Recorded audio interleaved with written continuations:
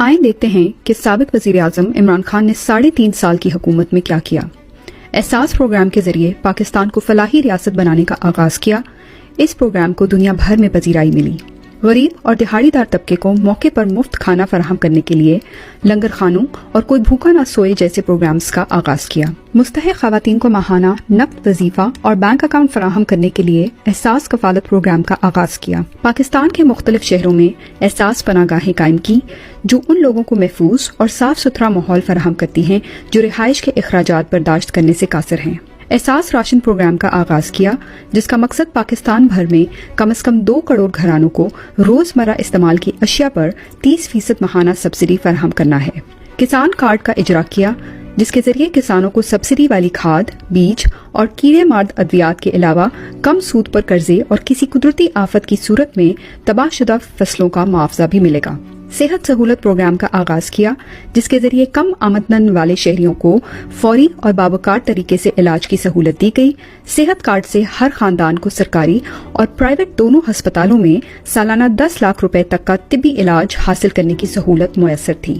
مستحق خاندانوں کے لیے احساس اسکالرشپ اور تعلیمی وظائف کا آغاز کیا تاکہ وہ اپنے بچوں کو تعلیم کے لیے بھیج سکیں۔ وظائف کی رقم خاص طور پر لڑکیوں کے لیے زیادہ رکھی گئی۔ انصاف آفٹرنون اسکول پروگرام کا آغاز کیا جس کا مقصد ان علاقوں میں بچوں کو یکساں تعلیمی مواقع فراہم کرنا تھا جہاں اسکولوں تک رسائی ایک چیلنج تھا۔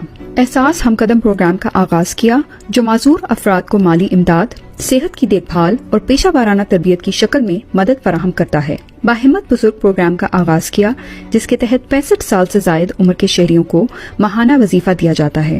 مزدوروں کے لیے مزدور کارڈ پروگرام کا آغاز کیا جو ان کے لیے ATM، wallet account, debit card اور شناختی کوڈ کے طور پر استعمال ہوتا ہے۔ یہ کارڈ مزدوروں کو کم سے کم معاوضے کی یقین دہانی کے علاوہ 11 نقد فوائد فراہم کرتا ہے۔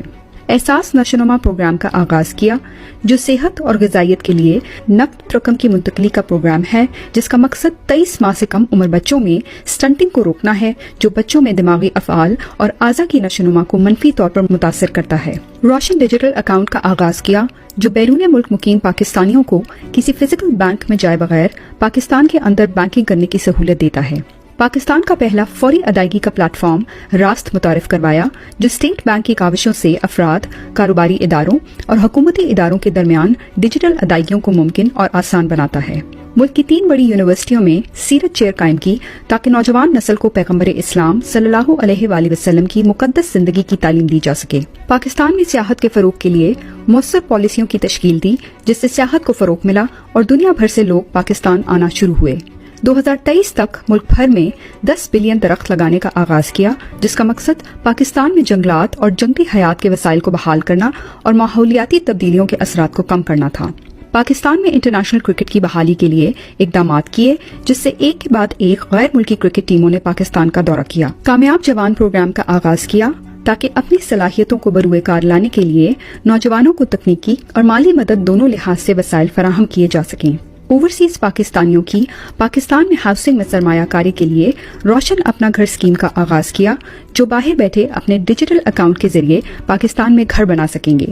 پاکستان سٹیزن پورٹل کا آغاز کیا جو شہریوں کی شکایات کے ازالے کا نظام ہے۔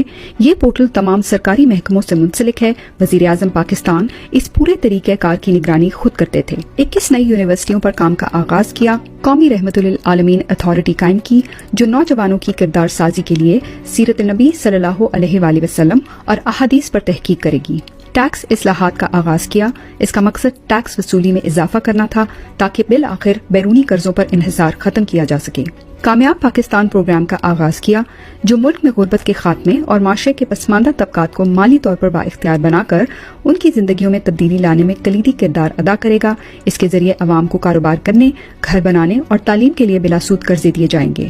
پنجاب اور KPK میں کئی نئے ہسپتالوں کی تعمیر کا آغاز کیا اور متعدد پرانے ہسپتالوں کی تعمیر نو کر کے انہیں دوبارہ فعال بنایا۔ ہر فورم پر حرمت رسول صلی اللہ علیہ وآلہ وسلم کے لیے آواز اٹھائی اور دنیا کو بتایا کہ نبی پاک صلی اللہ علیہ وسلم مسلمانوں کے دل میں رہتے ہیں اور اسلام ایک امن پسند مذہب ہے۔ مودی کی RSS آئیڈیالوجی کو دنیا بھر میں بے نقاب کیا اور مسئلہ کشمیر بین الاقوامی فورمز پر اٹھایا۔ तमाम आलमी फोरम्स पर फलस्तीन के लिए मुअस्सर अंदाज में आवाज उठाई और बेगुनाह फलस्तीनियों के खिलाफ इसराइल के मुजालिम की मजम्मत की। कोरोना जैसी वबा में बेहतरीन हिकमत अमली अपनाई, कोरोना को कंट्रोल करने और मॉनिटरिंग के लिए NCOC कायम की। जहां दुनिया के कई बड़े मुल्क कोरोना से निपटने में नाकाम रहे, वहीं पाकिस्तान ने कोरोना का जबरदस्त मुकाबला किया।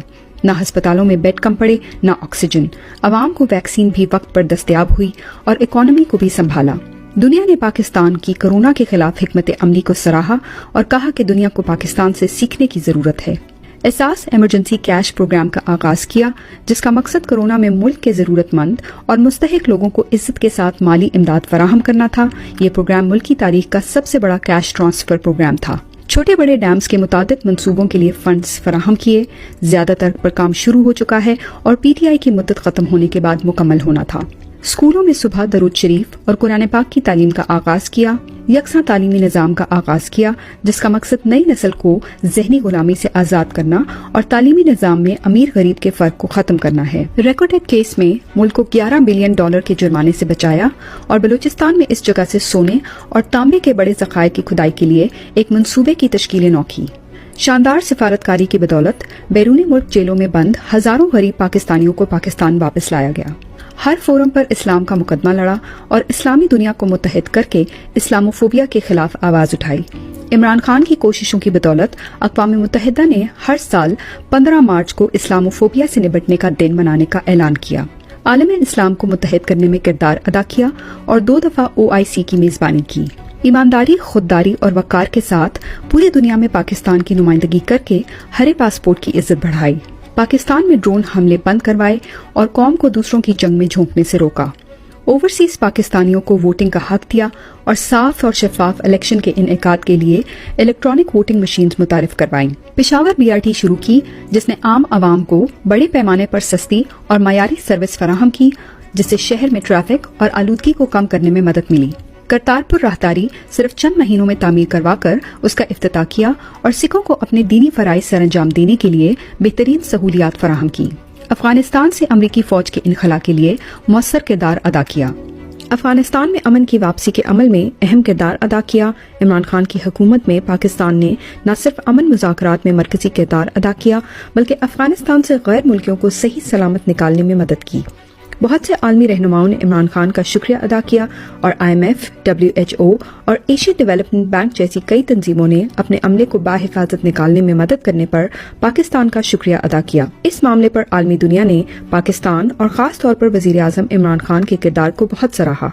किफायत शुआरी मुहिम का आगाज किया और पिछले वज़राए आज़मों की तरह शाहाना रहन सहन अपनाने के बजाय खुद भी सादा तर्ज जिंदगी अपनाया और अपने वजीरों मशीरों को भी यही हिदायत दी। वजीर आजम हाउस के खर्चे कम किए, बैरूनी दौरों पर मुल्की तारीख के कम तरीन अखराजात आए, महंगी सरकारी गाड़ियों को फरोख्त किया और गवर्नर हाउसेज को अवाम के लिए खोल दिया और इससे बचने वाला सारा पैसा अवाम पर लगाया। भारतीय जारहियत का मुंह तोड़ जवाब दिया और बेहतरीन हिकमत अमली से दुनिया को पैगाम दिया कि पाकिस्तान सोचेगा नहीं बल्कि जवाब देगा और अपने मुल्क की आजादी के लिए आखिरी सांस तक लड़ेगा।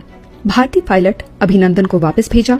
इससे पाकिस्तान के जज्बा खैर सगाली को बैनुल अक़वामी सतह पर पजीराई मिली और दुनिया ने इसे इमरान खान की जीत और मोदी की हार करार दिया। सवात, पेशावर, DI खान, दीर, मोटरवे और दीगर प्रोजेक्ट्स पर काम किया। हुकूमत ने पाकिस्तान भर में 2000 किलोमीटर से ज्यादा सड़कों की तामीर और मुरम्मत की। कोविड के बावजूद पाकिस्तान को माशी तौर पर मुस्तहकम किया और एक तबाह हाल मईशत को वापस अपने पांव पर खड़ा किया। अपोजिशन की मुखालफत के बावजूद अपनी हुकूमत की मौसर पॉलिसी मेकिंग से पाकिस्तान को FATF की ग्रे लिस्ट से निकाला। श्रीलंका के मुसलमानों को मरने के बाद जलाए जाने के खिलाफ आवाज उठाई। इमरान खान के दौरे के बाद श्रीलंका ने मुसलमानों को तदफीन की इजाजत दे दी। कुरान पाक की तर्जुमे के साथ तालीम को डिग्री लेने के लिए लाजमी करार दिया। आर्मीनिया और आज़रबाईजान जंग में मुसलमानों की खुल्लम खुला सपोर्ट की। मुल्क में पहली बिजनेस आउटसोर्सिंग BPO रेडी सहूलत वर्क अराउंड का आगाज किया, जहां खैबर पख्तूनख्वा के नौजवानों को 700 से ज्यादा मुलाजमतें फराहम की गयी। एहसास रेडीबान प्रोग्राम का आगाज किया ताकि गरीब रेडीबान अपने खानदानों की परवरिश के लिए रोजाना की बुनियाद पर अच्छी रकम कमा सकें। इस प्रोग्राम के जरिए मुख्तलिफ अजला में रेडीबानों की माली मदद की गई। लैंड रिकॉर्ड की डिजिटाइजेशन की, जो कि हुकूमत का एक इनकलाबी कदम था जिसने सदियों पुराने पटवारी निजाम को जदीद बनाया। मुल्की तारीख के सबसे ज्यादा गैर मुल्की कर्जों की अदायगी की। पिछली हुकूमत का छोड़ा हुआ $20 अरब का करंट अकाउंट खसारा दुरुस्त हिकमत अमली की वजह से तकरीबन $0.5 अरब तक कम किया। मुअस्सर सिफारतकारी से कार्के केस में पाकिस्तान को $1.2 बिलियन के जुर्माना अदा करने से बचाया। गैर मुल्की तरसील